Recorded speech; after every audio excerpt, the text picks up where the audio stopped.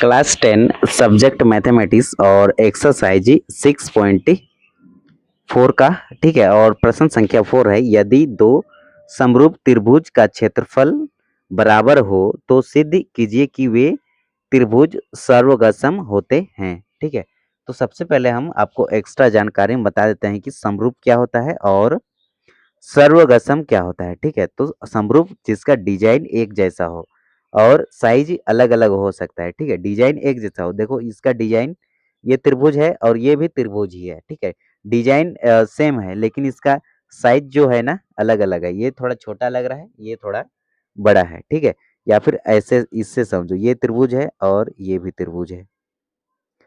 तो देखो इसका जो डिजाइन है, ठीक है, इसका डायग्राम देखो, दोनों त्रिभुज ही है लेकिन इसका साइज छोटा बड़ा है, तो ये होगा हमारा समरूप कहेंगे। ये दोनों त्रिभुज के आपस में क्या है, तो समरूप है, ठीक है। समरूप क्यों है, क्योंकि इसका डिजाइन क्या है, सेम है।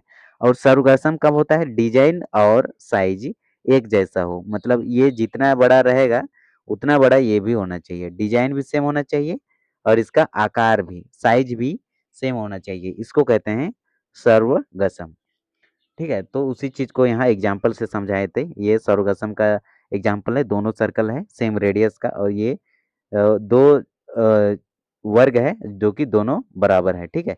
इसका 4 सेंटीमीटर चारों कोण है तो इसका भी 4 सेंटीमीटर चारों भुजा है, ठीक है, ऐसे समझ लो, ठीक है। और देखो इसको हल करेंगे तो दिया है, क्या दिया है, त्रिभुज एबीसी, एबीसी समरूप है त्रिभुज डीईएफ के, डीईएफ के, ये दोनों क्या है, समरूप है।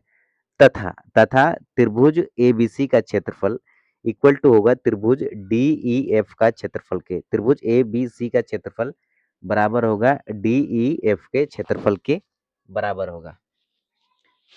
तो हमें सिद्ध करना है त्रिभुज एबीसी सर्वगसम है त्रिभुज डीईएफ के। ये वाला एबीसी किसके सर्वगसम होगा, डीईएफ के। ये दोनों सर्वगसम, सर्वगसम का साइन ये होता है, ठीक है। दो गो ऐसे रहता है, ठीक है, उसके बाद ये वाला साइन रहता है, इस प्रकार का साइन रहेगा तो ये सर्वगसम का होता है। और सिंगल ऐसे रहे तो ये समरूप का साइन होता है, ठीक है। अब देखो अब क्या करेंगे, त्रिभुज एबीसी का क्षेत्रफल डिवाइड में त्रिभुज डीईएफ का क्षेत्रफल।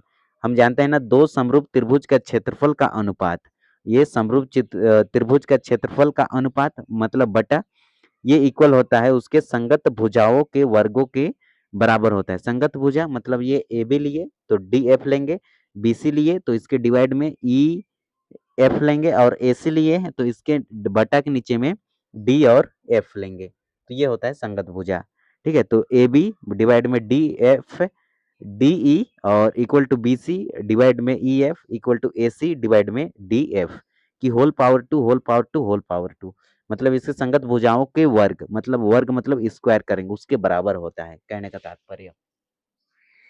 अब देखो इसको हम सिंपल सॉल्व करेंगे तो यहाँ बनेगा हमारा त्रिभुज एबीसी का क्षेत्रफल डिवाइड में, देखो डीईएफ के जगह पे हम क्या लिख सकते हैं, त्रिभुज एबीसी का क्षेत्रफल लिख सकते हैं क्योंकि दोनों बराबर होते हैं, ठीक है। अब देखो अब यहाँ पर क्या लिखेंगे, ये ए बी की पावर टू अपन में डी एफ डी ई की power two equal to b c की पावर टू अपन ई एफ की power two equal to a c की पावर टू अपन में डी एफ की पावर टू। अब देखो ये ए बी के पावर टू ये किसके इक्वल होगा, तो ये डी ई की पावर टू के। अब देखो दोनों तरफ क्या करेंगे, इसको एक मिनट इसको ऐसे समझो। अब देखो इसको ए बी को लिखे इक्वल टू ये डी ई को लिखे। अब देखो पावर टू इसमें भी है इसमें भी है तो दोनों तरफ रूट कर देंगे ना, तो रूट को हटाने के लिए पावर में 1/2 लिखते हैं और ये वाला 2 पहले से है, ठीक है। तो ये 2 से ये 2 कैंसिल होगा, ये 2 का मल्टीप्लाई 1 से करेंगे तो 2 और ये 2 डिवाइड में रहेगा तो ये 2 से ये 2 कैंसिल तो 1 मिला, ठीक है।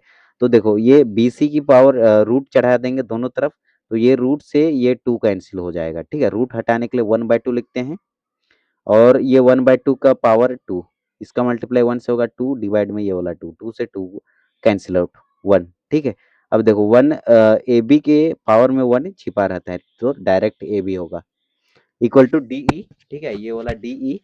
और उसी प्रकार सेम प्रोसेस से इधर भी बनेगा, बी सी इक्वल टू ये ई एफ होगा और A C equal to D F होगा और पावर में 2 2 रहेगा उसको रूट दोनों तरफ चढ़ाएंगे तो रूट से 2 कैंसिल आउट हो जाएगा, तो लास्ट में हमें मिलेगा A B equal to D A, D E, B C equal to E F और A C equal to D F. तो हम लिख देंगे कि त्रिभुज ए बी सी सर्वसम है त्रिभुज डी ई एफ के, ठीक है। साइड साइड साइड, ये सर्वसम का जो कसौटी होगा वो होगा ट्रिपल एस, मतलब भुजा को साइड कहते हैं, ठीक है। तो भुजा भुजा भुजा, तो ये ऐसे भी लिख सकते हो, ठीक है, साइड साइड साइड कसौटी से। तो ये होगा हमारा आंसर प्रश्न संख्या 4 का।